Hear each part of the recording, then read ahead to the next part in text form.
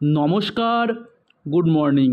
তোমরা দেখছো তোমাদের প্রিয় channel exam guide by Nitu. বন্ধুরা, এসএসসি এমটিএস জিকে ক্লাসে তোমাদেরকে জানাই স্বাগত। তোমরা যারা এবছর এসএসসি এমটিএস পরীক্ষা দেবে, তোমাদের জন্যই আমি 2024 সালে এসএসসি এমটিএস পরীক্ষায় এসে যাওয়া সাধারণ জ্ঞানের প্রশ্ন নিয়ে এই বিশেষ ক্লাস করাচ্ছি। আজকে আমি করাচ্ছি 28তম ক্লাস, যেটি 18ই অক্টোবর 2024 সালে দ্বিতীয় শিফটে পরীক্ষায় এসেছিল। তো বন্ধুরা, তোমরা যারা এখনও পর্যন্ত চ্যানেলটি সাবস্ক্রাইব করোনি, তো অবশ্যই চ্যানেলটি সাবস্ক্রাইব করে নেবে। ভিডিওটা ভালো লাগলে লাইক করবে, বন্ধুদের সঙ্গে শেয়ার করবে। তো চলো শুরু করছি আজকের প্রশ্নপত্রগুলো। প্রথম প্রশ্ন দেখো কি বলেছে, জলাধারগুলিতে জল পরিশোধনের জন্য ব্যবহৃত প্রক্রিয়াগুলির সঠিক ক্রম সাধারণত। তো জলাধারগুলির জল কিভাবে পরিশোধন করা হয়, কোন প্রক্রিয়ার মাধ্যমে এই জল পরিশোধন করা হয়? তো দেখো, প্রথম জমাট বাঁধা বা ফ্লোকুলেশন, তারপরে অবক্ষেপণ, তারপর পরিস্রাবন, শেষে ক্লোরিনেশন। তো এই প্রক্রিয়ার মাধ্যমে জলাধারগুলির জল পরিশোধন করা হয়। তো অপশন সি হয়ে যাবে সঠিক উত্তর।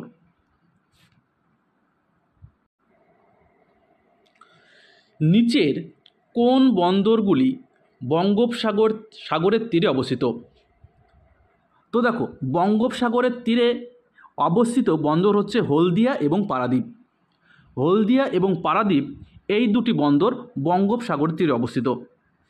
বঙ্গোপসাগরের তীরে অবস্থিত অন্যান্য বন্দর হচ্ছে চেন্নাই বন্দর, বিশাখাপত্তনম, কাকিনাড়া, তুতিকোরিন, ধামরা, গোপালপুরম সি। ঠিক আছে, তো এই সমস্ত বন্দরগুলি সব বঙ্গোপসাগরের তীরে অবস্থিত। পরবর্তী প্রশ্ন, মহীশূর ব্রাদার্স কোন বাদ্যযন্ত্র বাজানোর জন্য বিখ্যাত? তো মহীশূর ব্রাদার্স কাদের বলা হয়? তো মহীশূর ব্রাদার্স বলা হয় মহীশূর নাগরাজ এবং মহীশূর মঞ্জুনাথ। তো এনারা কি বাজাতেন? এনারা কিন্তু বেহালা বাজাতেন। তো মহীশূর ব্রাদার্স, মহীশূর নাগরাজ এবং মহীশূর মঞ্জুনাথন এনারা বেহালা বাদ্যযন্ত্র বাজানোর জন্য পরিচিত। মধ্যপ্রদেশের বেতুল, হোশাঙ্গাবাদ, সিন্দওয়ারা জেলা নিম্নলিখিত কোন জীবমণ্ডল সংরক্ষণের অংশ?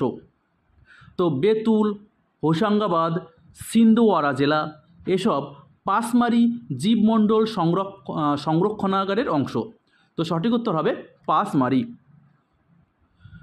কোন স্থানে আর্য সমাজ প্রতিষ্ঠিত হয়েছিল? তো আর্য সমাজ প্রতিষ্ঠিত হয়েছিল বোম্বে।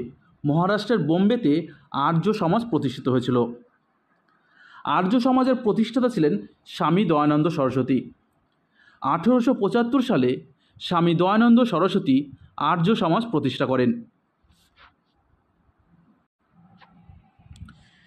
নিচের কোন রাজ্য সরকার কালিদাস সম্মান পুরস্কার প্রদান করেন? তো সঠিক উত্তর হবে মধ্যপ্রদেশ সরকার। মধ্যপ্রদেশ সরকার কালিদাস সম্মান প্রদান করেন। এছাড়াও তানসেন সম্মান, লতা মঙ্গেশকর সম্মান, এই সমস্ত সম্মান কিন্তু মধ্যপ্রদেশ সরকার প্রদান করে। তানসেন সম্মান এবং লতা মঙ্গেশকর সম্মান কিন্তু মধ্যপ্রদেশ সরকার প্রদান করে। এগুলো কিন্তু দেখে নেবেন, লতা মঙ্গেশকর।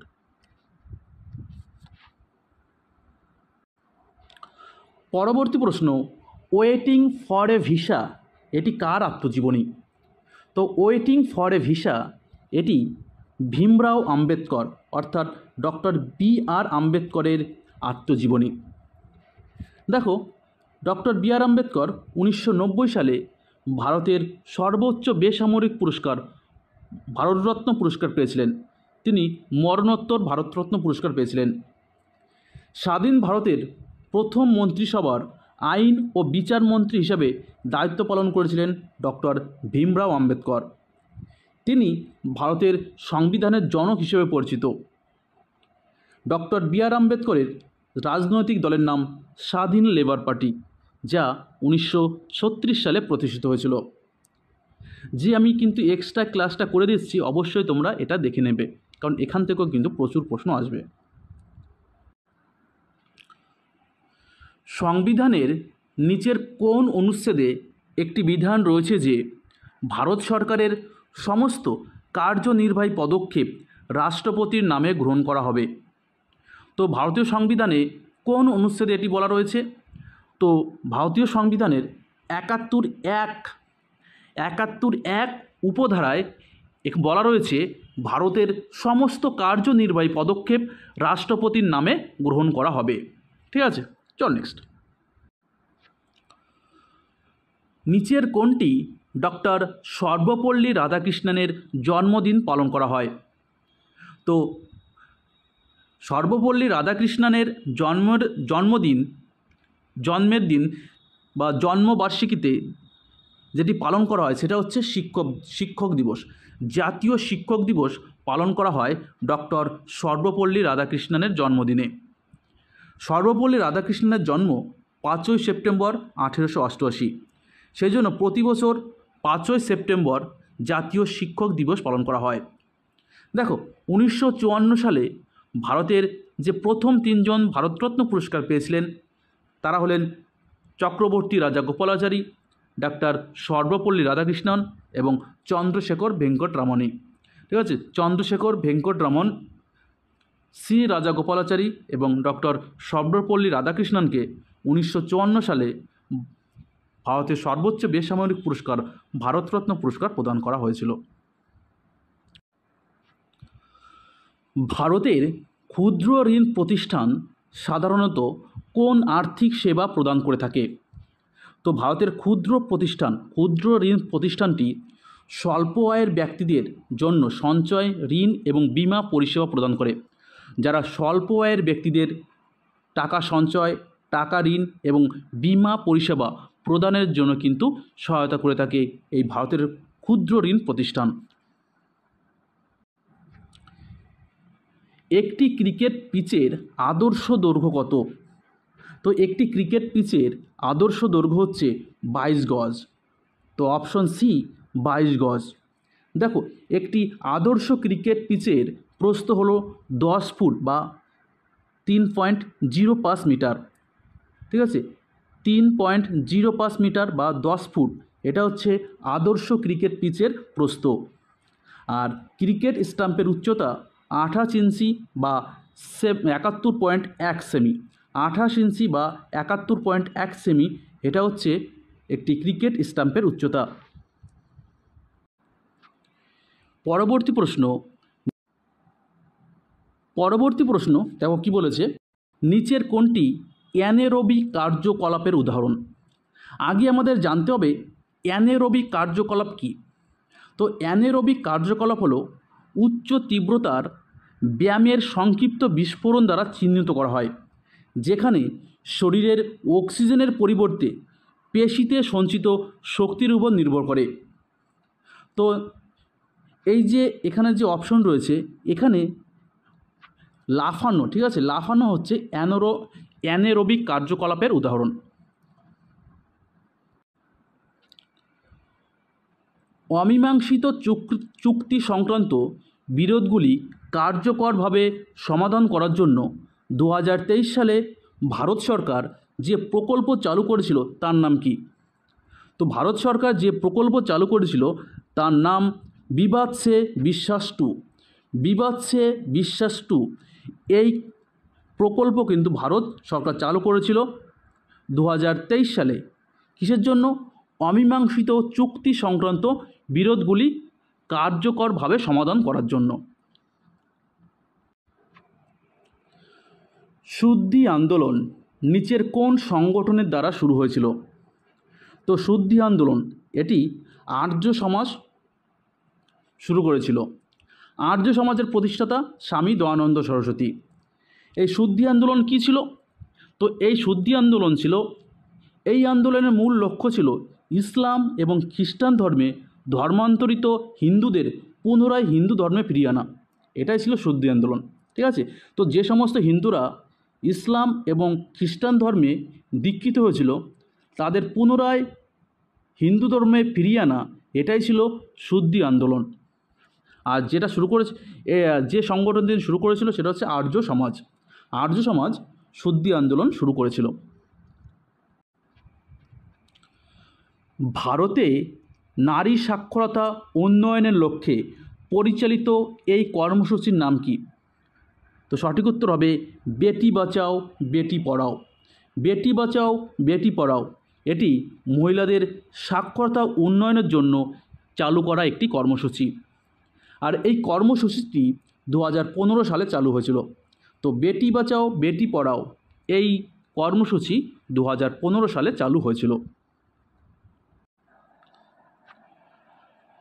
আকবরের রাজ্যাভিষেকের সময় কাকে মুঘল রাজ্যের ভকিল বা প্রধানমন্ত্রী হিসাবে মনোনীত করা হয় এবং খান-ই খানন উপাধি দেওয়া হয়? তো আকবরের রাজ্যাভিষেক হয়েছিল কত সালে? 1556 সালে। তো তখন ভকিল বা প্রধানমন্ত্রী ছিলেন বৈরাম খাঁ। এই বৈরাম খাঁকে খান-ই খানন এই উপাধি দেওয়া হয়েছিল। এই বৈরাম খানের নেতৃত্বেই দ্বিতীয় পানিপথের যুদ্ধ সংগঠিত হয়েছিল। ঠিক আছে, 1556 সালে দ্বিতীয় পানিপথের যুদ্ধ হয়েছিল। তো সেই পানিপথের যুদ্ধে মোগল সেনাবাহিনীকে নেতৃত্ব দিয়েছিল বৈরাম খাঁ। পরবর্তী প্রশ্ন, ভারতীয় সংবিধানের মূল কাঠামো ভারত সরকার আইন ড্যাশের উপর দাঁড়িয়েছিল? তো সঠিক উত্তর হবে ভারত সরকার আইন 1935-এর উপর দাঁড়িয়েছিল। ঐতিহাসিক নথি অনুসারে আলেকজান্ডার দ্য গ্রেটের যুদ্ধ বিবরণীতে উল্লিখিত ভারতের প্রাচীনতম দুর্গটি হল হিমাচল প্রদেশের ড্যাশ। তো ভারতের প্রাচীনতম দুর্গ হল হিমাচল প্রদেশের কাংড়া দুর্গ। তো সঠিক উত্তর হবে হিমাচল প্রদেশের কাংড়া। জাতীয় বহুমাত্রিক দারিদ্র্য সূচক 2021 অনুসারে সবচেয়ে বেশি দারিদ্র্যের রাজ্যগুলো হল, তো ভারতের সবচেয়ে বেশি দারিদ্রতম রাজ্যগুলো হচ্ছে বিহার, উত্তরপ্রদেশ এবং ঝাড়খণ্ড। তো সঠিক উত্তর বিহার, উত্তরপ্রদেশ এবং ঝাড়খণ্ড। দেখো, NMPI এর সম্পূর্ণ নাম national multi dimensional property index. National multi dimensional property index. জাতীয় বহুমাত্রিক দারিদ্র্য সূচক প্রথম পরিমাপ করা হয় 2021 সালে। ODI ক্রিকেট বিশ্বকাপের কোন সংস্করণ 2023 সালে ভারতে অনুষ্ঠিত হয়েছিল? তো 2023 সালে ভারতে অনুষ্ঠিত ODI ক্রিকেট বিশ্বকাপের 13তম সংস্করণ ছিল। আর এখানে চ্যাম্পিয়ন হয়েছিল অস্ট্রেলিয়া। ODI ক্রিকেট বিশ্বকাপ সবচেয়ে বেশিবার জিতেছে অস্ট্রেলিয়া। প্রথম ক্রিকেট বিশ্বকাপ 1975 সালে ইংল্যান্ডে অনুষ্ঠিত হয়েছিল। আর সেবার চ্যাম্পিয়ন হয়েছিল কে? West Indies. November 2024 Federation of Indian Chambers of Commerce and Industry এর নির্বাচিত প্রেসিডেন্ট হিসাবে কাকে নিযুক্ত করা হয়েছে? তো সঠিক উত্তর হবে হর্ষবর্ধন আগরওয়াল। সঠিক উত্তর হর্ষবর্ধন আগরওয়াল। ফিকি এর সম্পূর্ণ নাম federation of Indian Chambers of Commerce and industry. Federation of Indian Chambers of Commerce and industry এটা হচ্ছে ফিকির সম্পূর্ণ রূপ। ফিকি প্রতিষ্ঠিত হয় 1927 সালে। এর প্রতিষ্ঠাতা ঘনশ্যাম দাস বিড়লা এবং পুরুষোত্তম দাস ঠাকুর দাস। ফিকির সদর দপ্তর নতুন দিল্লি। নিচের কোনটি একটি মূল্যবান খনিজ? তো সঠিক উত্তর প্লাটিনাম। প্লাটিনাম একটি মূল্যবান খনিজের উদাহরণ। পরবর্তী প্রশ্ন, নিম্নলিখিত কোন লোকনৃত্যের উৎপত্তি মহারাষ্ট্রে? তো মহারাষ্ট্রের লোকনৃত্য লাবণী। বিহু অসম, গরবা কোথায়? গরবা গুজরাট, ডান্ডিয়া গুজরাট। ঠিক আছে, বিহু, অসম, ডান্ডিয়া এবং গরবা গুজরাট, লাবণী মহারাষ্ট্রে লোকনৃত্য। ফ্যাট এবং কার্বোহাইড্রেট যুক্ত খাবারকেও বলা হয়, তো ফ্যাট এবং কার্বোহাইড্রেট যুক্ত খাবারকে বলা হয় শক্তি প্রদানকারী খাবার।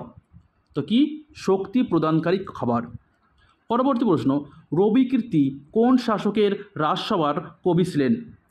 তো তিনি চালুক্যরাজ দ্বিতীয় পুলকেশীর রাজসভার কবি ছিলেন। দেখো 543 খ্রিস্টাব্দে চালুক্য রাজবংশের প্রতিষ্ঠাতা ছিলেন প্রথম পুলকেশী। চালুক্য রাজবংশের সর্বশ্রেষ্ঠ রাজা ছিলেন দ্বিতীয় পুলকেশী। চালুক্য রাজবংশের রাজধানী ছিল বাদামি। তো বন্ধুরা, ভিডিওটা এই পর্যন্তই। ভিডিওটা ভালো লাগে লাইক করে বন্ধুদের সঙ্গে শেয়ার করবে। আবার দেখা হচ্ছে আগামীকাল, তখন ভালো থাকবে, সুস্থ থাকবে। ধন্যবাদ।